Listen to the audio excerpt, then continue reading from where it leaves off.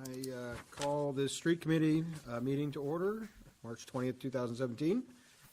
We do a roll call, Kathy? Yes, Walter, Here. Carter, Hicken, Here. Pledge allegiance. I pledge allegiance to the flag of the United States of America and to the republic for which it stands, one nation, under God, indivisible, with liberty and justice for all.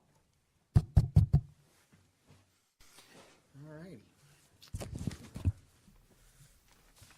Well, everybody's got an agenda for tonight.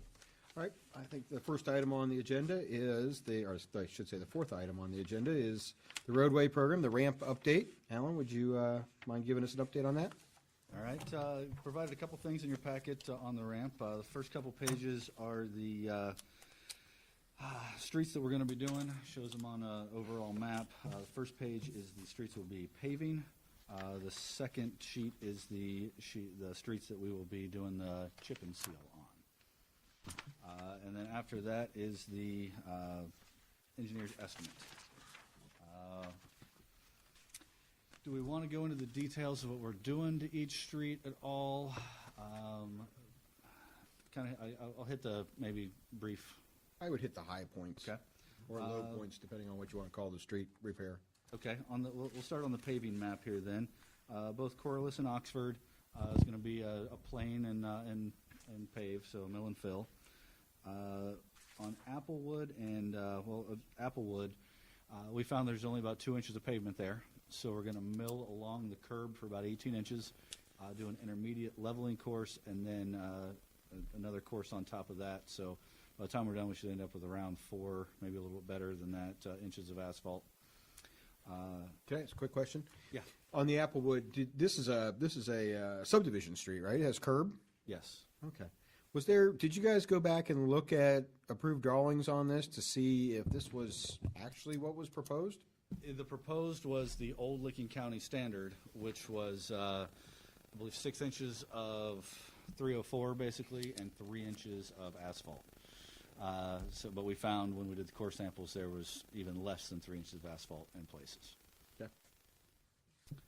On Poff Drive, that will also be an overlay. On that one, the gutters are at every joint in the gutter. It's broken out. So withstanding replacing all the curb and gutter, we're just going to pave into the gutter. I don't like that scenario, but it's probably going to give us a little bit more time before we do have to go back through and. Are you going to cut and remove and then make it a paved gutter line in the joint area, or are you just going to try to? We're just going to pave into it, just do the full 1.5 inches all the way to the. Down the whole line? That's the plan. What about your loose and degraded areas? Obviously, these are decracking where the joints are, and they've broken away from that joint. Right. Any cuts or anything that's going to happen there? Anything you're going to do to try to remove the loose material? Other than sweeping, I hadn't planned to. Okay. We struggled with that one. I don't like paving into the gutter like that, but the asphalt there isn't in terrible shape, but it needs done. But the gutters are the worst part of that, and if we don't do something.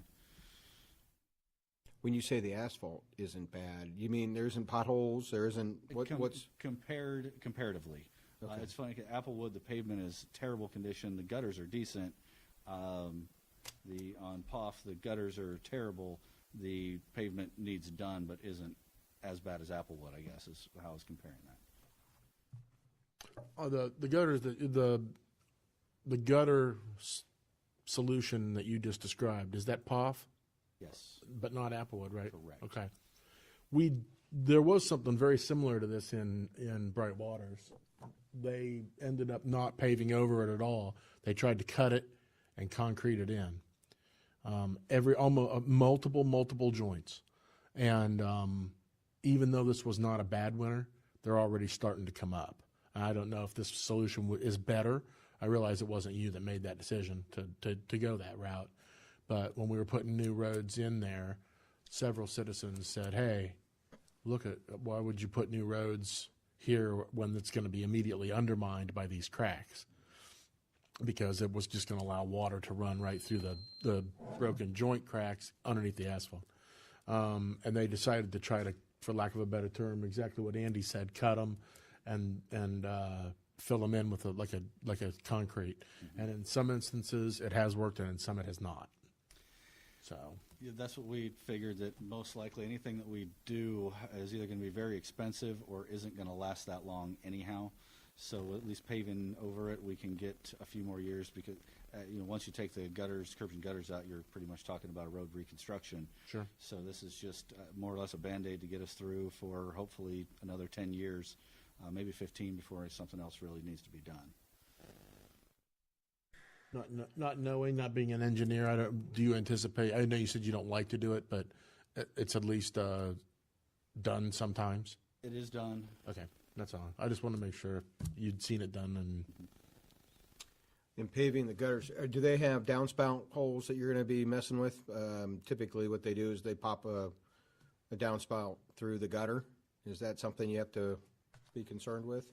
I don't recollect. I'm sure that they're out there. I didn't see that they would be a problem. Honestly, I didn't look at those specifically, though. Okay. I don't have a better answer for you. That's a challenge. Yeah. That's a challenge.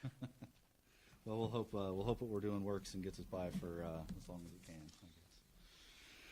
I guess. Willow Street, that will be a mill and a fill. Township Road, we're going to overlay, and Wood Street would be an overlay as well. And you've got money in there for potholes, or for digging stuff out and patching. Yeah, I think, I don't remember what the final number we've settled on, but we've got 2,000 square yards of pavement repair. I don't remember if that works out to 10 or 20% per street, but about.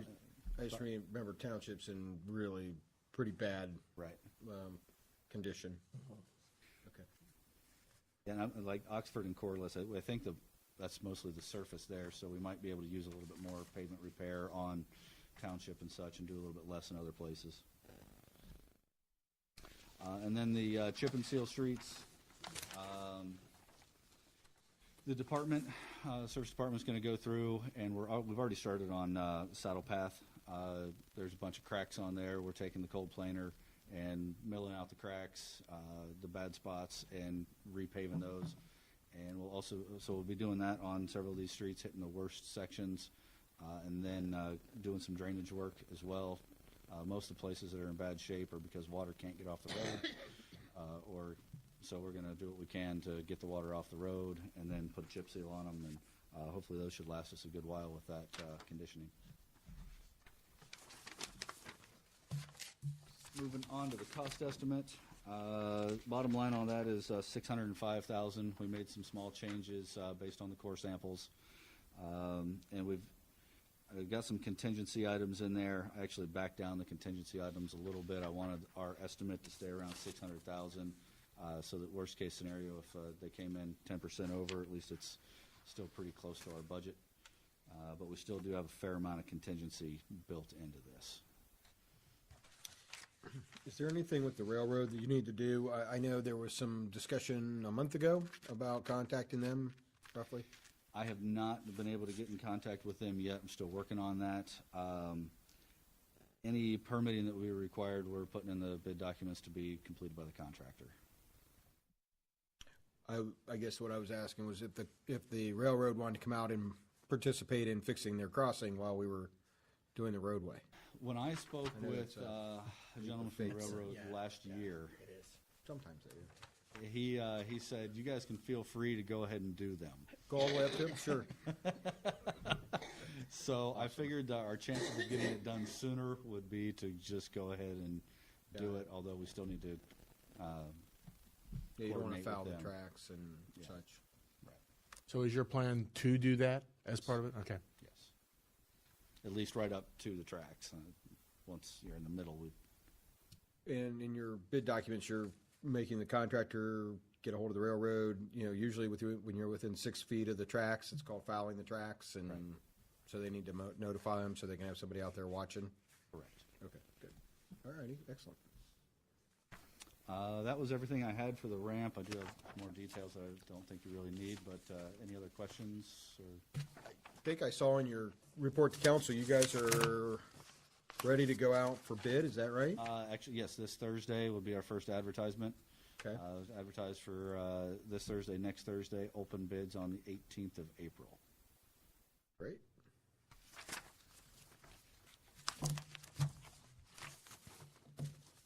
All right, for the pedestrian crossings, I actually just got this information not too long ago, so I haven't had a whole lot of time to pore over it. So very high level, the first 2 pages are the cost estimates for each intersection, and then right behind that, there's a map that shows what the improvements would be at each intersection. I think these are a little bit more than what we had first talked about, Mr. Hicken. That's why I was afraid to give a number. But also note that we could dial these back quite a bit if we limited it to certain crossings and not doing, like this shows Broad, Main, and Township with all of the crossings being done. Yeah. So that we could certainly scale that back. I asked for, to include those in there in case we wanted to, so we'd at least have an idea of what it would take.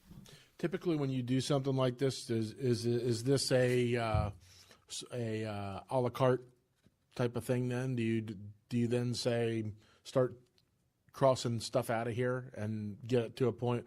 Because like you said, it is way more than some of our like initial very casual discussions will, and that in my mind's like way too much. I can't. Well, I think what you need to look at here is not that all of these items that are included on here are going to be required in some fashion. Mm-hmm. What you can cross out or reduce, I guess, is the quantity. So looking at the first estimate, we've got the South Main and Broad. There's 2 crossings there. There's the crossing across Broad and the crossing across Main.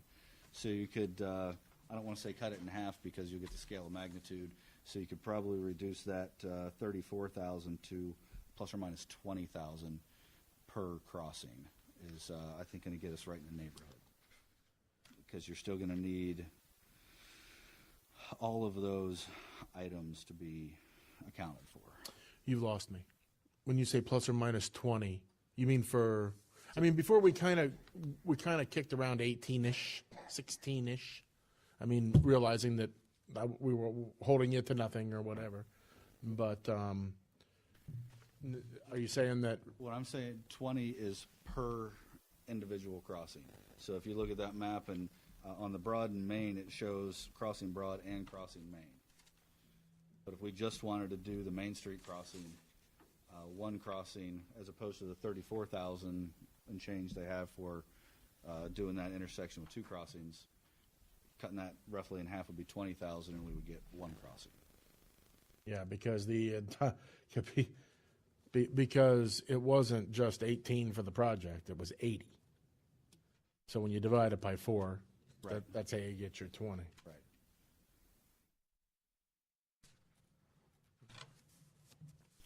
Well, that for me, I'm sad. I'm sad.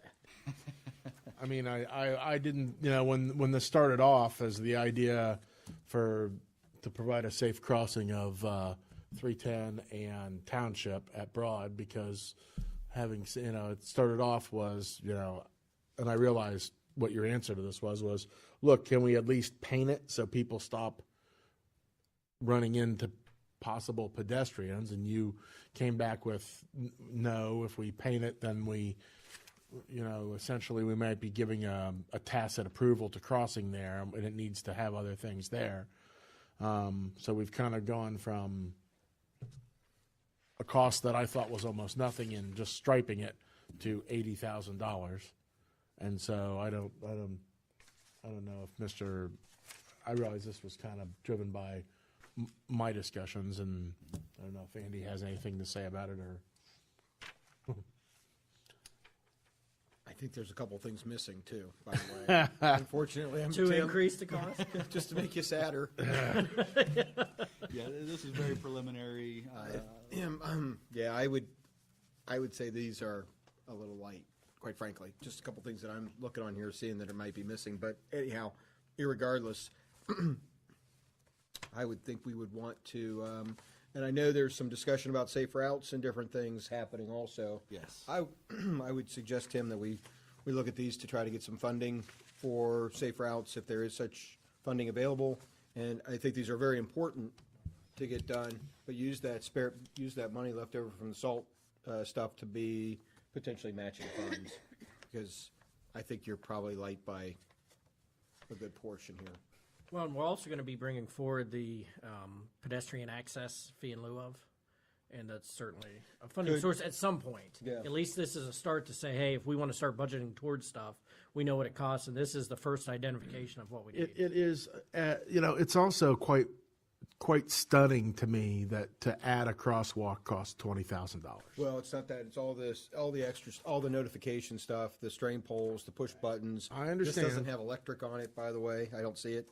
But you've got a few things on here that'll probably make it, because it's such a busy intersection, Tim, it's got to have, All the bells and whistles. it has to have more than bells and whistles.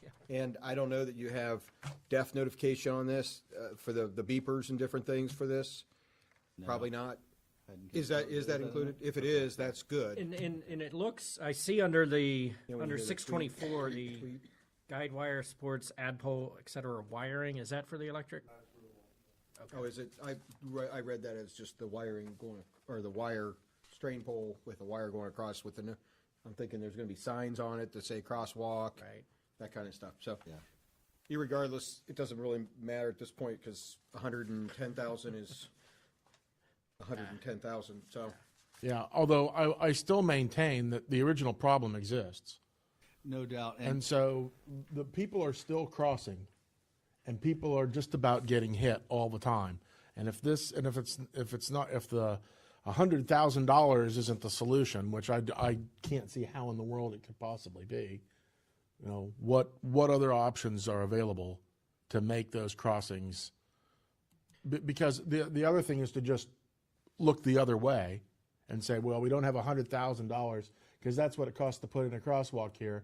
Kids and people will continue to walk from McDonald's across Main Street, and they'll continue to barely be hit until somebody actually gets drilled. And I'm really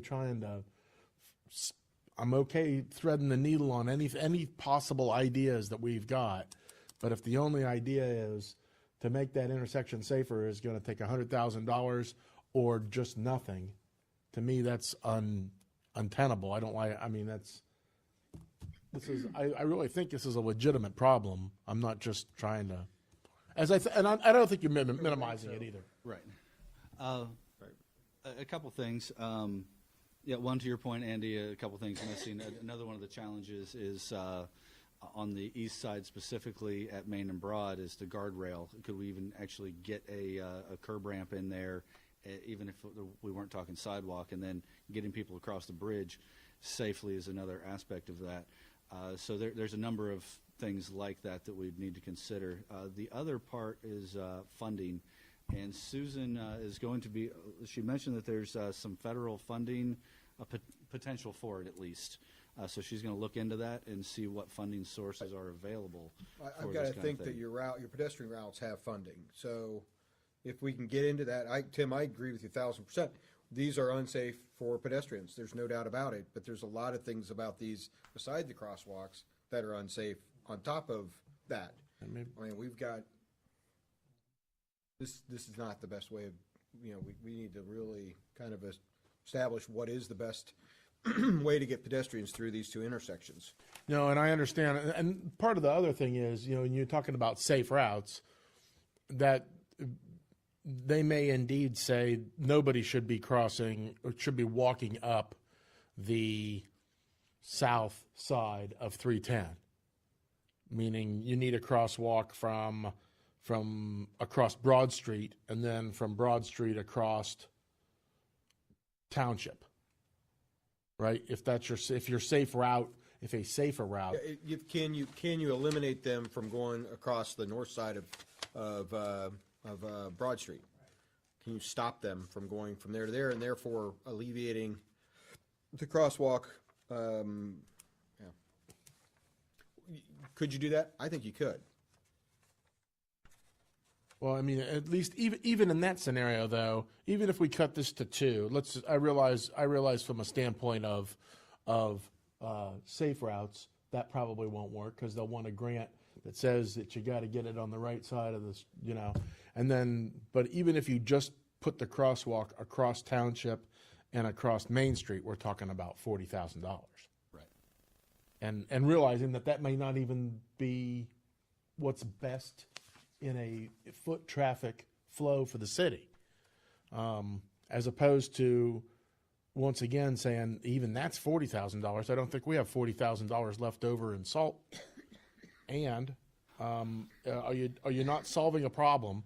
The only thing that might be worse is if anybody says, "Oh yes, we need to do this," then we put them in, and either it doesn't really help anybody, and somebody still insists on running across there and getting drilled, or you put it and it ends up being a path to no place, and now we've wasted $40,000 worth of taxpayer money.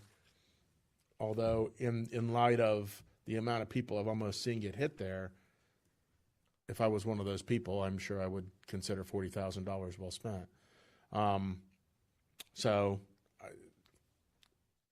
It kind of pushes it back, right? And one of the things that brought me originally to discuss this with you and Mr. King was, it's happening, and we know it's happening now. The sooner we can address it, the better it is. If we move into a grant and a matching grant and like Andy said, a safe paths way, I don't know when it's going to be addressed. And so Alan, do you have any kind of estimate on the engineering on this? I mean, to try to put something together? Yeah. Should we get a proposal for that? Certainly I can. would think it would be worthwhile getting a proposal for that, and at least, Tim, to your point, get a start on evaluating where those crossings should be, and maybe we can get something where there's some funding available through this other opportunity that Alan was talking about with safe routes, and incorporate the two, but at least know what it's going to cost to engineer this. no. Well, in 2 things I want to mention, for the time being, and if I'm wrong here, looking backwards on this, we're saying, how can we get people across this safely right now? And we know it's going to be costly. Is there a way to signage it or something to prohibit pedestrian access there? And then that is on them if they choose to ignore it.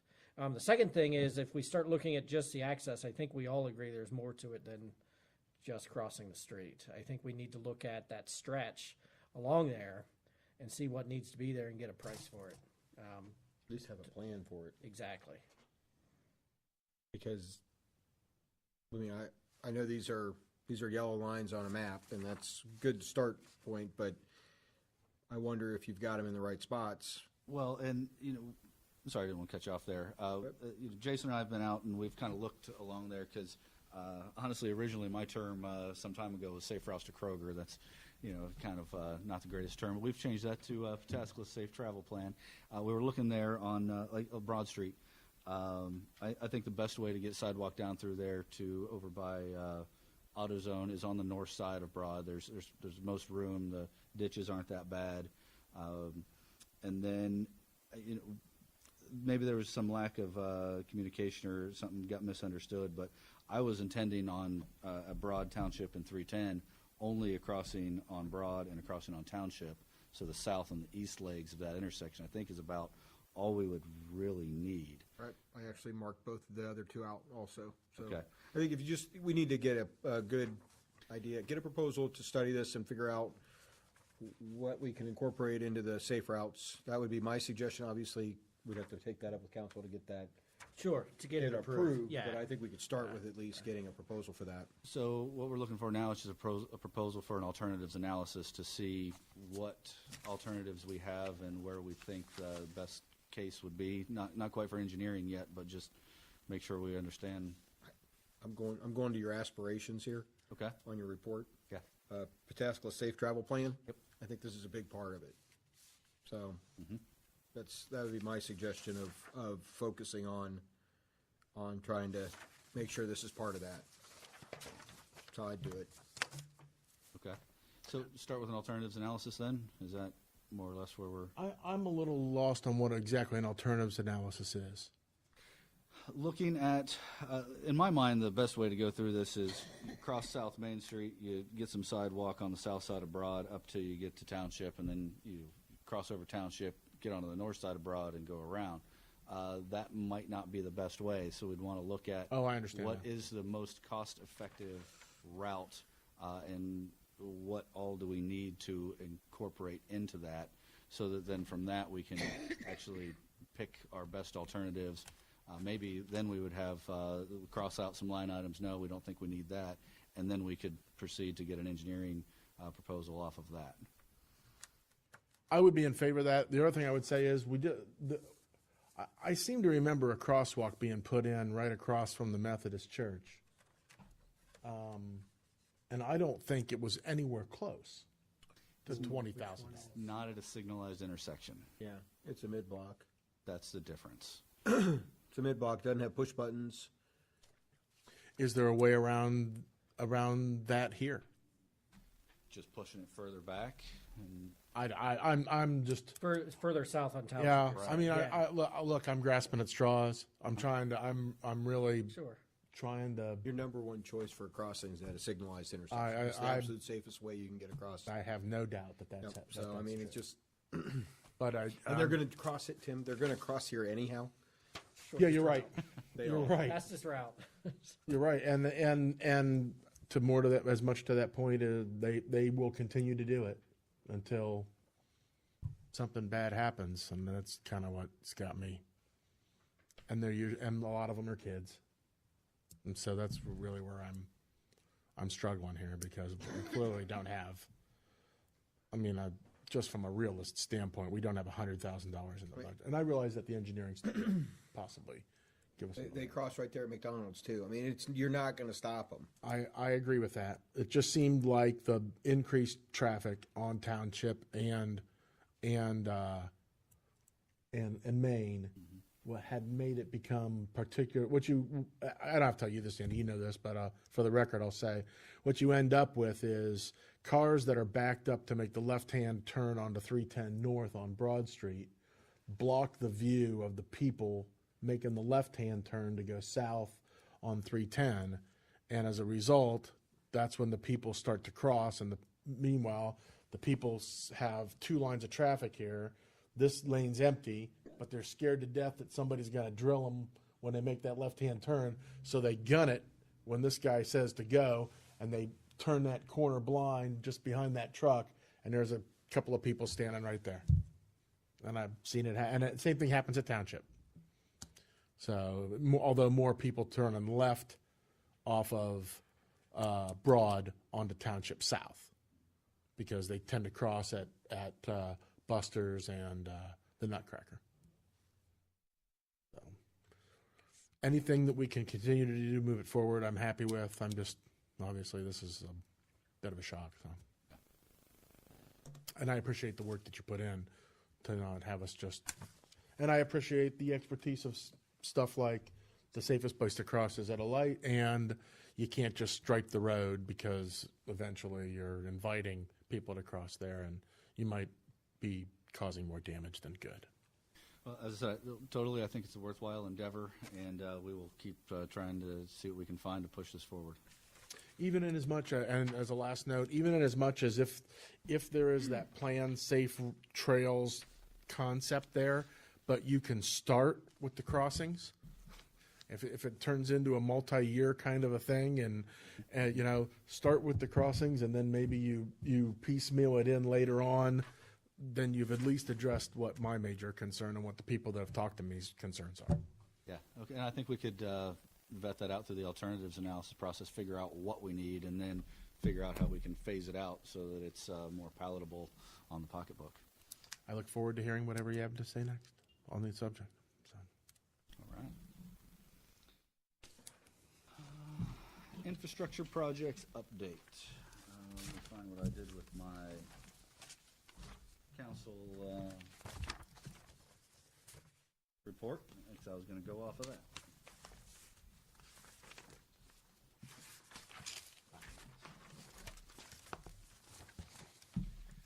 So just running down the list there, we've talked about the ramp. Mink Street Phase 3, I don't think we've had any movement on the house. Still working through the estate process. State process. Main Street, we met with AEP last week. They've been making some corrections to and providing documents to us. So I believe we have almost all of that in hand. And then BJ and I will be taking the next step of reaching out to people and trying to effectively go door to door and see what the concerns are and make sure we're addressing them and trying to get all those easements. I know Suzanne Hayes mentioned that she would be willing to help with that, and Okay. I don't know if Mr. Walters would or me, but I live over there as well, so I'm happy to go along. Just to say, I don't know that I'm going to solve any problems, but Okay. I figured we'd start, kind of pick the low-hanging fruit. There's some people that I know and that we know that we've dealt with in the past that we can get some of their input, and maybe that'll help guide it. is it solely one side of the street? I forget. The majority is 98% is the west side. Right. There's a few on the Okay. east side that we will have to get, but nothing significant. Essentially, the side with the poles. Correct. I know for some people that are anxious not to give up their easement, there's also people that are darn anxious to get the poles out. I feel very confident once we get all the information that we're going to be able to get it done. I do. And I would reiterate the idea about meeting at the old town hall, because it's a short walk for those people, and It is. We were hoping to go directly to them. that's fine. I Yeah. just if Just go directly to them, and don't want to you be know an what we're going impediment. to do is send an initial letter with the language and the easement documents, and Tom will follow up, schedule a time to come out and meet with them. Cool. Spend an evening going down through there, a couple evenings if need be, meeting with them. That I think would it's Suzanne's porch. That would be perfect. that'd be perfect. I Have ourselves a little porch meeting. Lemonade, the Hayes can be the first one to sign. sign. I know that way worked well with my own business when 310 was paved, so I like that. We were happy that you guys came out and took the time to talk to us about what to expect. Yeah, I enjoy doing that. So Okay. I guess I should give one other caveat on this. Their surveyor thinks there's an issue with the right-of-way. We're working through that now. I'm not 100% that there is. AEP surveyor? Yeah, AEP surveyor. So we've got them in contact with Stantec to ferret out whether there is a problem, and if there is, what we need to do about it. That could affect the easements also. So hopefully we get an answer on that sooner than later. Is that going to affect the easement at one house or the entire project? the stretch, It would affect the potentially, stretch. potentially. Right, if it's an issue. Okay. It could affect the whole stretch. It doesn't change the location of the infrastructure. We're still putting that just inside the right of way, but it would affect the amount of easement they would need based on if the right of way, where the right of way is.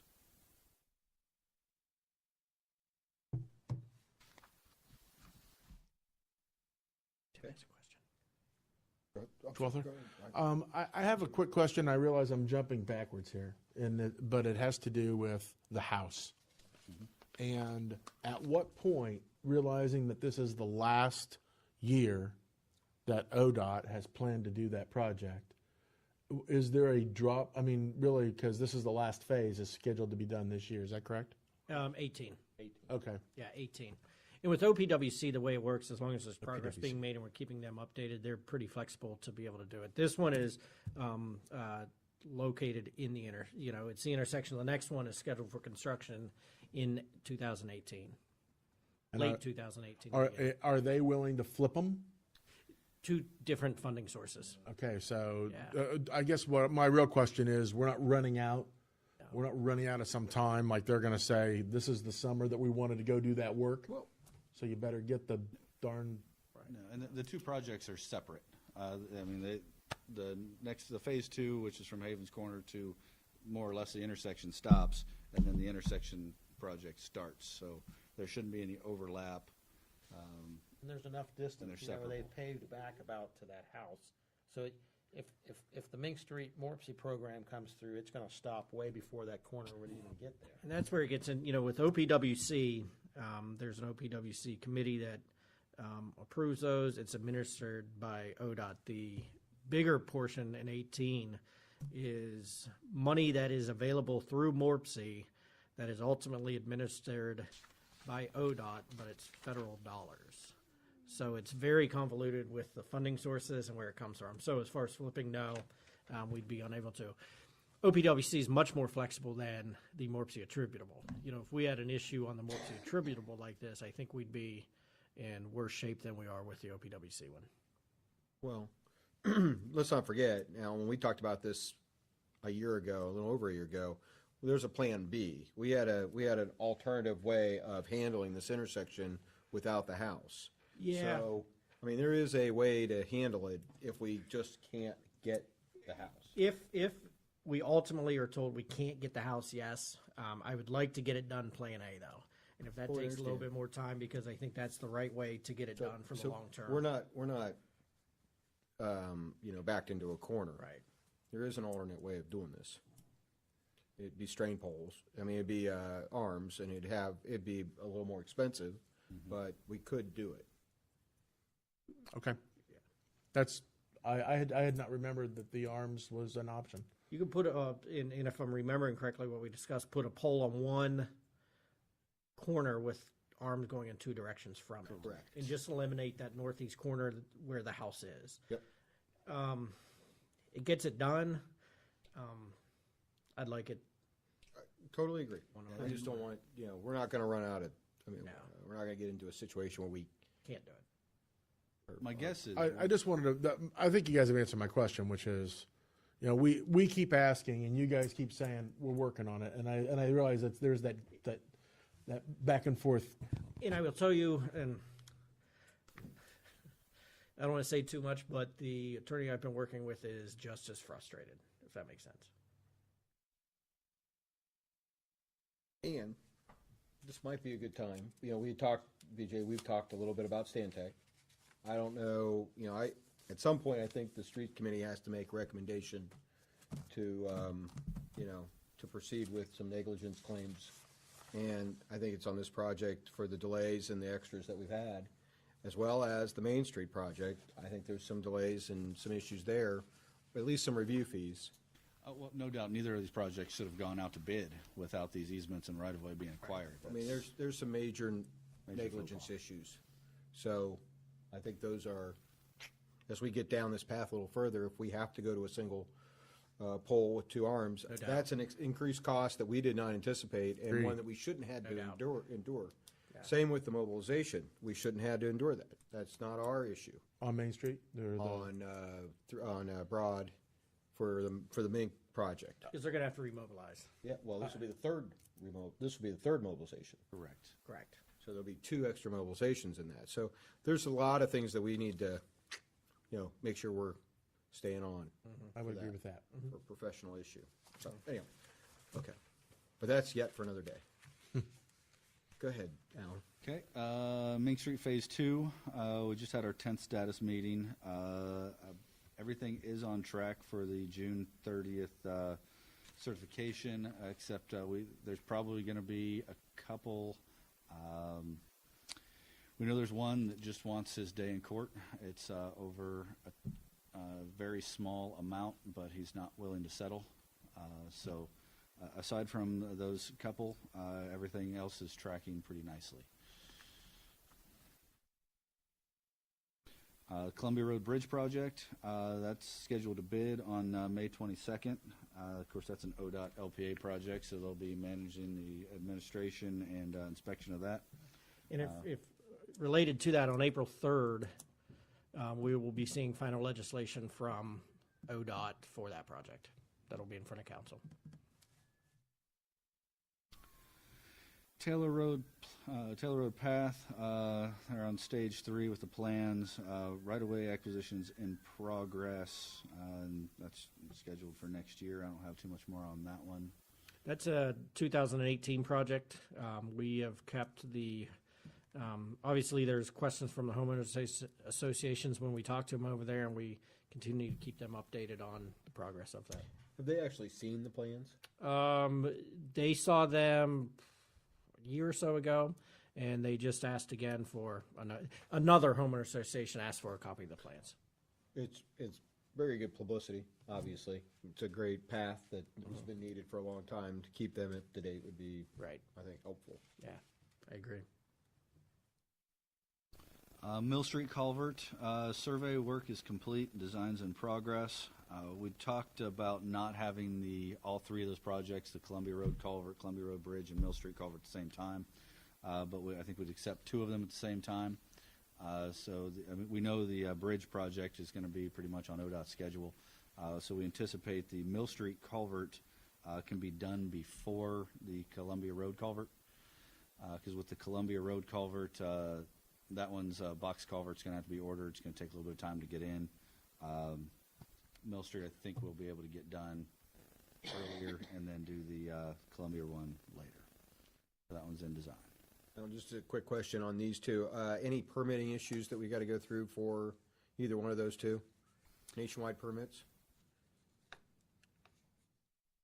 I don't believe so. I'm worried a little bit about the Columbia Road where you're piping a good portion. I'm sorry if I hadn't updated you on that. The piping was going to take a lot of permitting and add a lot of additional cost. So what we did instead was just put guardrail all down the west side and we're extending the culvert out a little bit because right now it's pretty much a drop off right at the edge of the road. So we'll extend that out a few feet. But aside from that, we'll put some riprap basically to stabilize the bank and then put some guardrail up on that west side. So the road's not really going to be widened. Are you going to try to widen to the east, essentially? It will be widened on the east side, but only from roughly 100 feet north of the culvert to 100 feet south of the culvert, plus or minus. That's about all the funding that we got will get us. And as far as the electric lines and different poles that are falling down in that area due to erosion, are they coming out to fix those? I mean, I imagine they were holding off until that stream was piped. Honestly, I don't know that I don't know if those are CenturyLinks or AEPs or whose poles they are. I think they're power poles. We've never had any conversation with them on the project at all. I see that they have some temporary restraints on one of the pole at least, and there's probably another one that isn't too far from going into the creek too. Okay. I can contact them. So that changed a little probably bit. Okay. decent I idea. just wondered because I knew the permitting was going to take you a while on that one. Mr. Welder, I have a question for Alan, and it has to do with I thought that the goal, and you may have just said this, so I just want to make clear, the Mill Street culvert and the Columbia Street culvert, which is immediately south of Mill, those are the two that should not be done at the same time. Is that right? Okay. So what you guys were just talking about there is the actual bridge on the north side of Broad. No. Nope. Where's the bridge? No, we were talking about the Bridge culvert. is on the north side of the Broad, but the widening we were talking about is to the culvert on the south side of Broad. I'm sorry. Yeah, there was a plan to bring a pipe parallel to the roadway. It's probably 300 feet. 300 to 600, yeah. Yeah, a very large portion of that is parallel to the road. There's a large drop off, probably 6-7 feet in elevation change. And the idea was to pipe that and widen the road so you could, doesn't sound like that's what we're doing. Are you going to take at least the bump out of the road? Yes. Okay, so that should help quite a bit. And that's the original idea was to widen, but once we realized how bad that cross slope was, we're pretty much going to have to replace that section right there, that section of road at the culvert for, say, 50 to 100 feet either way of it, just to get that back into a reasonable cross slope and widen it at the same time. I got it. I'm on it. Graham Road, Kylemore subdivision. That's where we got some flooding from the Kylemore subdivision onto a resident. Never should have been done the way it was. I had originally asked for a engineering proposal from Strand. They gave me that, but we hadn't done an alternatives analysis first, so I kind of had a little error there in the way I was looking at that. We met again. They're going to give me an alternatives analysis proposal because their original proposal was not knowing what was going on was very high. So we'll kind of dial that back and figure out what the alternatives are and then move forward from there. So we talked more or less about the Columbia Road culvert, retention, detention pond inventory and evaluation. We've not, we had a kickoff meeting on that, but we really haven't gone anywhere with it yet. A lot of these other things are taking priority at present. And the last thing, which I'm a little irked, I forgot to put it on here, was the Oak Meadow Drive. So that will show up on my next council report. The survey is, I believe, complete. Field survey is complete on that one. So we are moving forward slowly but surely. I believe that is everything on the infrastructure project update, unless there's anything I'm missing there that you guys can think of. Anything else I'm missing? Okay. Blacks Road speed limit. So that's the next section of the packet here. And what we have is the initial, the letter from the county to ODOT requesting the speed limit change. Next page on that is a very general map showing the whole speed limit study area, basically from the Pataskala Corp limit all the way to Gale Road. The next two maps behind that show why they're requesting that we have a resolution in support of it. And that's because the jurisdictional boundary is at the center line of the road. So the county could go in and put 45 on all theirs and not deal with ours. Typically, you want to have the same speed limit on both sides of the road. So that's why they're asking for this resolution. Behind the maps, there is the speed zone warrant study, 2 pages of that show that the 45-mile-an-hour speed limit is warranted in this section of road. And then finally, a copy of the resolution, a resolution that Granville had done working with the county on a similar project. So it looks like the speed limit of 45 is warranted. They've done all the legwork. All they're asking us for is a resolution to support it so that they can go and sign it.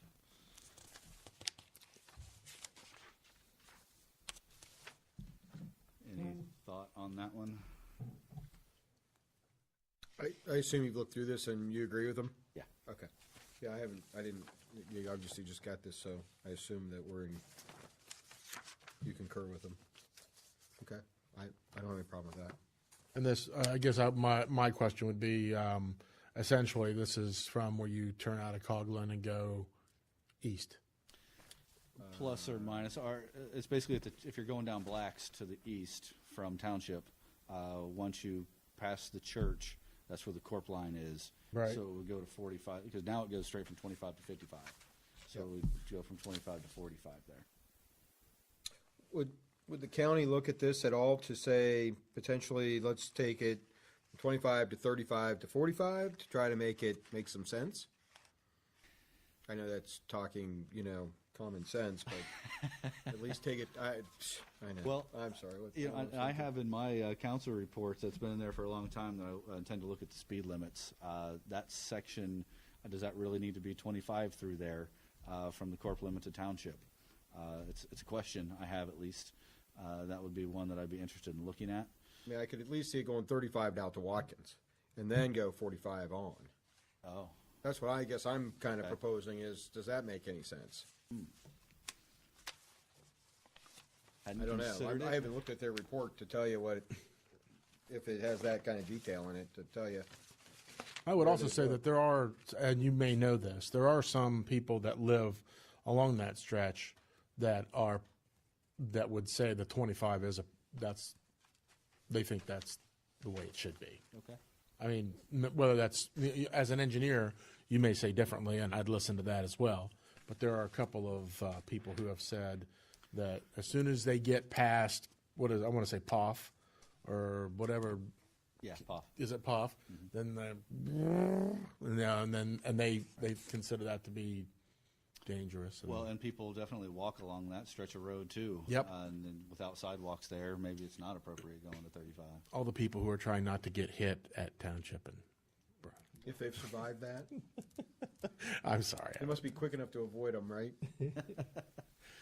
I guess I would recommend supporting this, at least getting it down to 45 instead of 55, and going with that resolution. But if we want to go a different route, then explore other options. Yeah, I don't know that the county will go to 35 because their percentiles are in the 45.1. Let's see here. Yeah, they probably wouldn't. They'd probably keep it at 45. That'd be my guess. Yeah. I guess my only question is, they're not asking us to change anything in our jurisdiction, other than where the road is split, right? When you Correct. get to the city limits, it's still gonna be the speed limit that Drop the down city to has. 25 right there at the church. Other than there's some dual jurisdictions, we have jurisdiction in the center of the road through a couple of these spots. They're asking us to change that to 45. From At least 55. where it says Coughlin Land Co. Right. That's definitely Pataskala on the north side. I'm sorry, definitely Pataskala on the south side, right? Is that correct? Yeah, Yeah, it's south side. Correct. And then looks like there's a little piece or something that comes in. That's Pataskala. But anyhow, but in that instance, they're asking us to change it from 55 to 45, which I would probably say, Correct.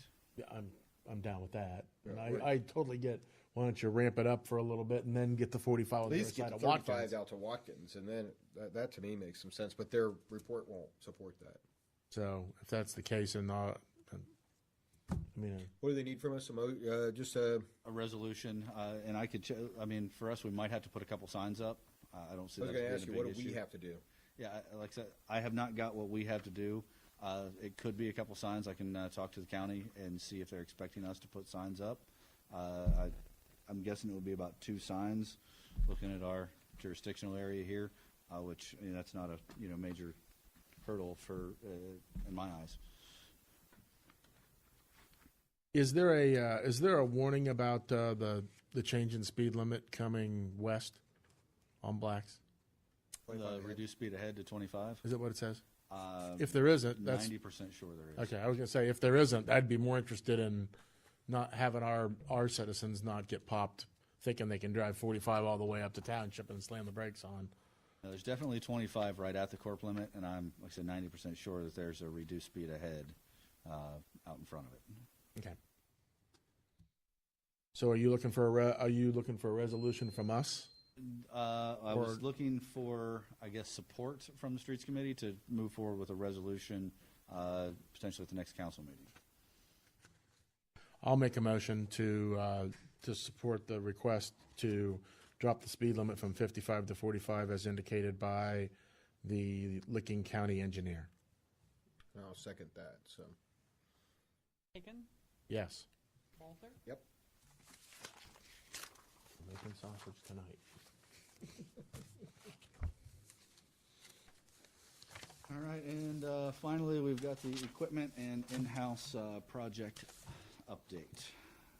So for the equipment, we got the large equipment trailer, of course, budgeted 25, got one for 14,000, so 10,000 of savings there, and we've purchased that, and it is in use. Skid steer cold planer, budgeted 15, purchased a used one where they replaced hoses and provided a spare set of teeth for 4,000, so we had 9,000 of savings there. Again, that one's purchased and in use. We've already been using it up on Saddle Path. Brine equipment for pre-treatment, we've budgeted 30,000. Currently, we're shopping for the best prices. We think we're going to be able to do it for less than 30,000, but anticipate seeking legislation for that in April. The sign truck bed, this is the one where we did not budget enough. Our best quote so far is $13,300. We'd originally looked at an off-the-shelf model.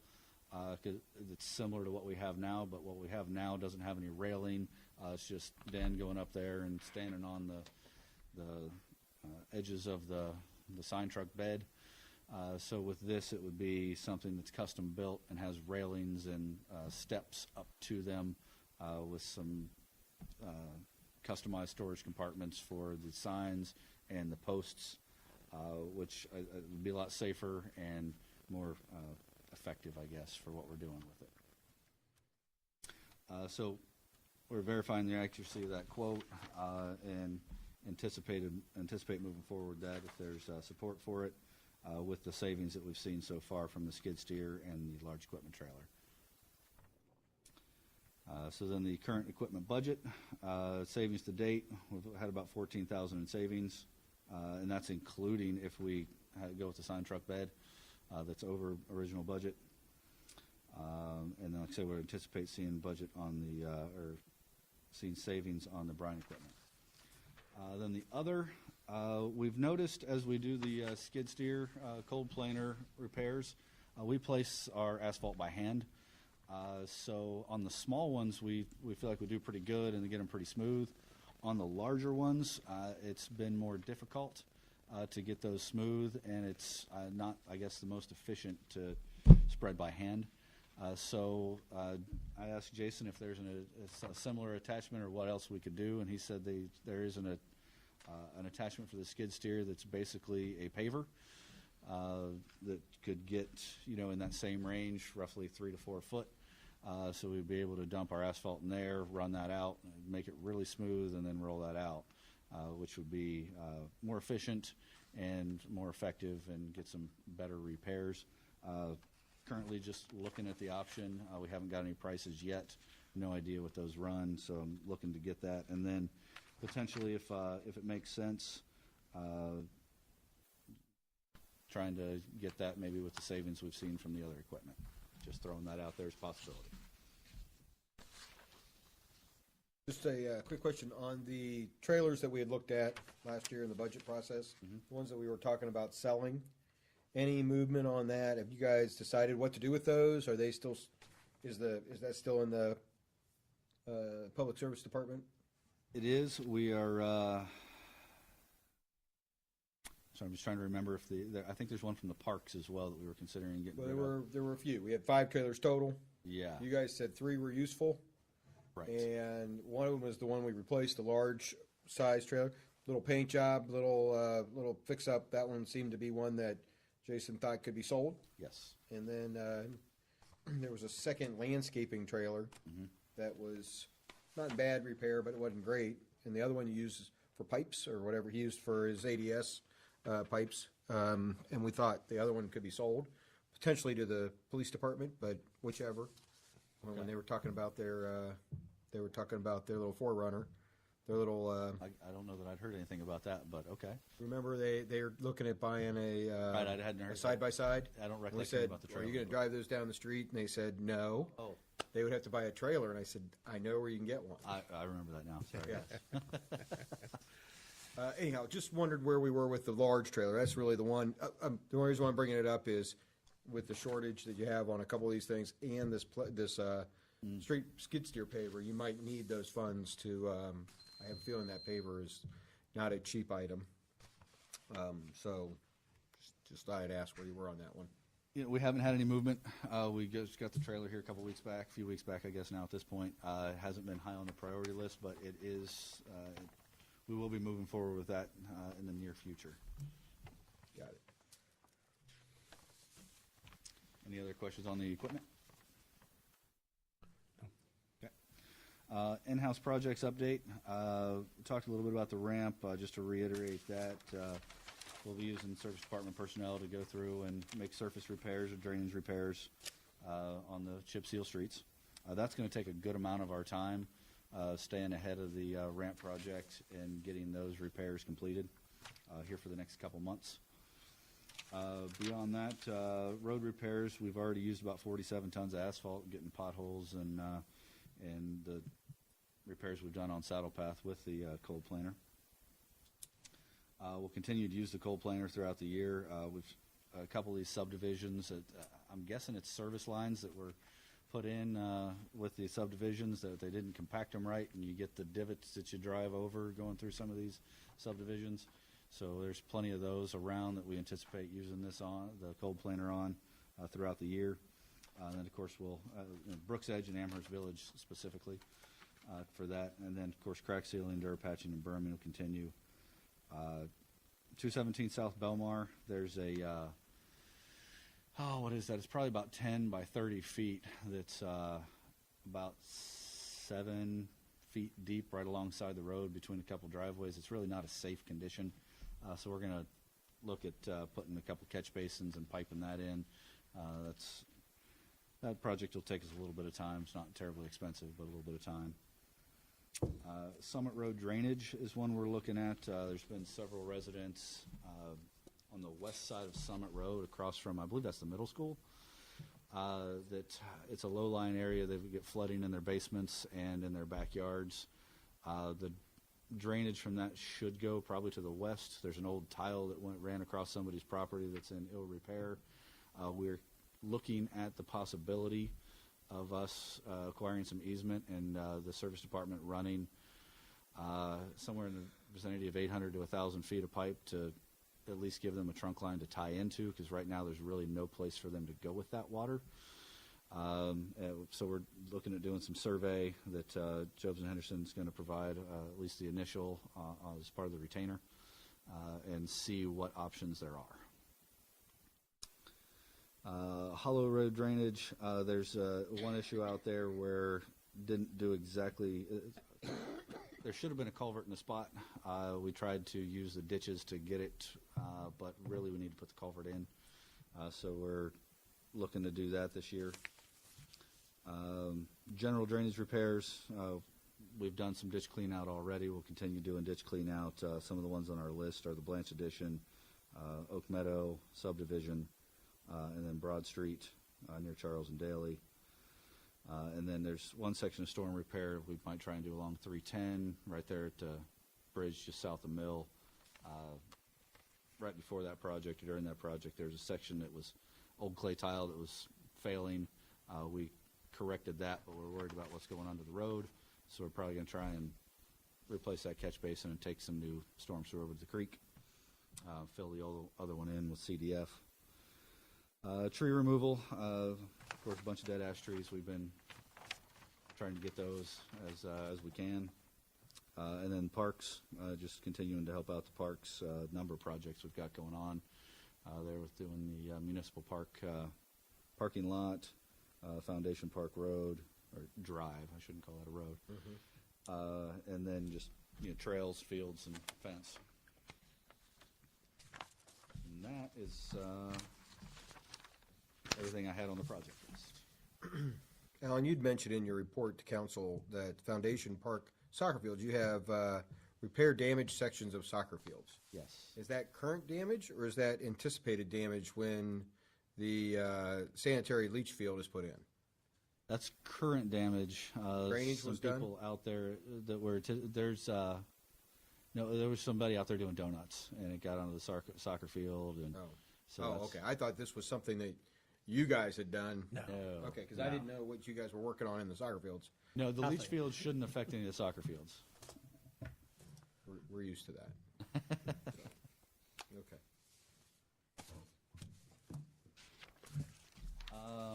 I did have one other thing that wasn't on the agenda, if there weren't any other questions or comments on the agenda stuff that I thought I'd mention since we have a little bit of time.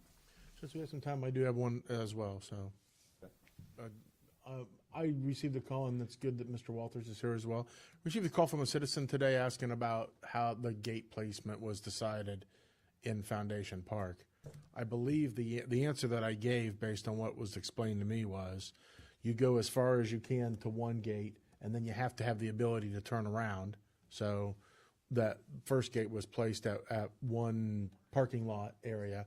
The other gate, you don't want somebody to drive all the way through and get up to the softball fields and find out they can't go through. So that gate was also placed at the next turnaround. Is that correct? That is correct. And what, both gates were placed just past, I guess you'll say, as you're saying, the parking lots, that allows people to get in, access those parking lots, turn around if they need be, but it does not allow access completely through the park. I just wanted to make sure the answer I had given was correct, so. It is. Why we're all here. Yep. Correct. Also, one of the worst sections of the road is between those two gates. Naturally. So, you know, that also was part of it. The other thing that I had to mention is Legacy Estates subdivision currently going in. It came to our attention that there is a turn lane required on Watkins Road, a left turn lane into the proposed street. They had originally asked for if we would waive that, but it's in the county. It's per the county's access management that it's required. They asked if they could annex to waive it.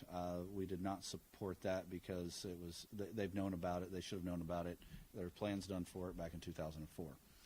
We also discovered, looking at the final development plan, that there was supposed to be a turn lane off Blacks Road that was never installed.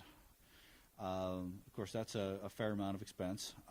I threw out the option or the idea that if it was warranted, that we would potentially be willing to trade the two turn lanes for a signal at Broad and Legacy, and also account for the fire department and get some preemption in and another little signal in front of that to help the fire department out. So currently we're doing, Job's under the retainer is doing a warrant analysis to see if a signal there is warranted. But I wanted to throw that out there to see if there was concern about that or thoughts and that trade-off. And if you can, update them, the discussions with the fire department about that, and that they're in favor. The fire department is definitely in favor of it. What's the light gonna be? Is it a flashing light or is it an actual signal? And It'll is be a it, full signal at the intersection. And then the best alternative we've discussed so far is actually putting another single pole with just a 3-bulb head on it that with a stop bar ahead of the fire station driveway. That when they hit the button, everything goes red with the exception of the eastbound light at the intersection. That will stay green for 15 seconds to clear it, and then everything should be red after that and cleared. is that at Broad Street? Broad and Legacy, right there. Right there at the Catalina Club? Well, the road is Legacy, but yeah, Catalina's on one side and Fire station. fire station's on the other. So, Alan, let me make sure I understand. You're saying 2 turn lanes in trade for 1 signal. Yes. It's a cost benefit to them. Absolutely. They recognize that and they jumped all over it. I They think did. the benefit for us would be, one, Watkins Road. I think a lot of those people go out and use the light at Watkins and Broad, and they don't try and use Legacy at Broad because it's very difficult to get out of there to make a left turn out of there. So I think it might change the traffic pattern a little bit, but actually encourage people to use that, and then we wouldn't need those turn lanes as much because people would actually be coming out to Broad. That's my guess.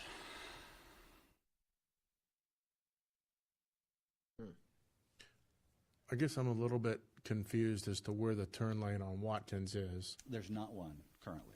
I know, but where is the turn? Where's the entrance? I'm trying to think, can you get into Legacy from Watkins? Not yet. Not yet. You, It would be a There's new a one. construction entrance there now.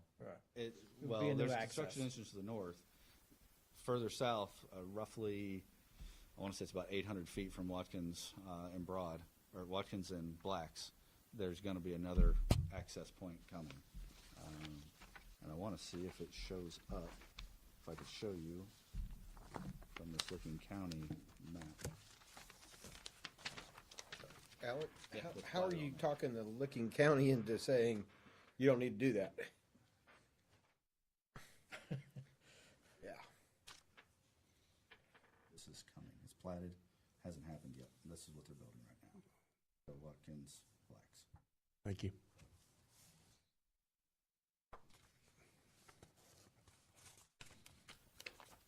I spoke with Jaredner, said, hey, this is the thought.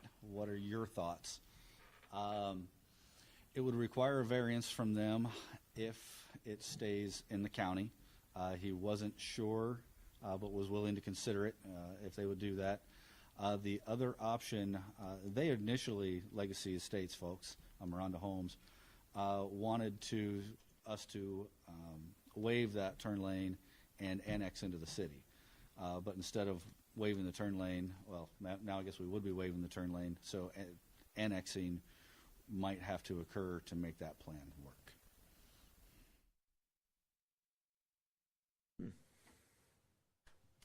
There's a number of things to fall into place to actually make that happen. Otherwise, it's, go back to 2 turn lanes. Yeah, I just don't know how much we're cutting off our nose by our face here. If we're gonna direct traffic to Watkins by making it harder for them to get out. I'm sorry, the other way around, isn't it? We're taking them off of Watkins and making them go out Legacy. Correct.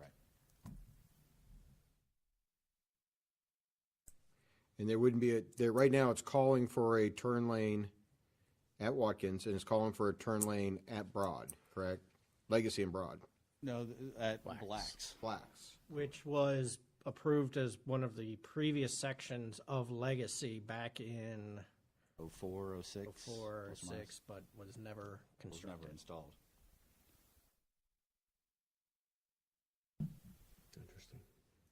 I don't travel Blacks enough. Are there so if they ought to be happy that we're reducing it down to 45. So now they have a design speed change. What else is on Blacks? Are there turn lanes for all the developments down through there? I don't think there are. Nothing. No, There's not no for turn any lanes. of them. Never. Okay. Is there one at Coghlan? I think there is one at Coghlan in there. To go off of Blacks? Well, right, but that's onto that road. Is that Corliss? on Corliss. the side too? Yeah. Yeah, there is a turn lane for Corliss. But none of the subdivisions have turn But lanes. none of the subdivisions have turn lanes. How many units are in the Legacy? Do you know offhand? Build out, I want to say 300, just under 300. 277, I think, is the actual number. And that's another. Okay. What are you looking for street committee to talk about? Nothing yet. Okay. 'Cause I have a hard time supporting that. I mean, almost 300 units and no turn lanes. I think part of it is waiting to see what the warrant analysis says for the signal. I think that helps some of this fall into place. And then once we, if it's not warranted, it's not warranted. You know who's So we gonna be can't even screaming have about to- it. It's going to be, owner number 200 who wants a turn lane, who gets upset that they're sitting on wherever, Watkins or Blacks, and they can't get into their subdivision for, And, I haven't received any complaints for that. I have received complaints, hey, why is there not a signal at Legacy and Broad? So that's, I think that would take a lot of that traffic and just throwing out an option, I guess. Having driven this, and I don't know which one is more important. I imagine the Watkins turn lane is more important than the Blacks.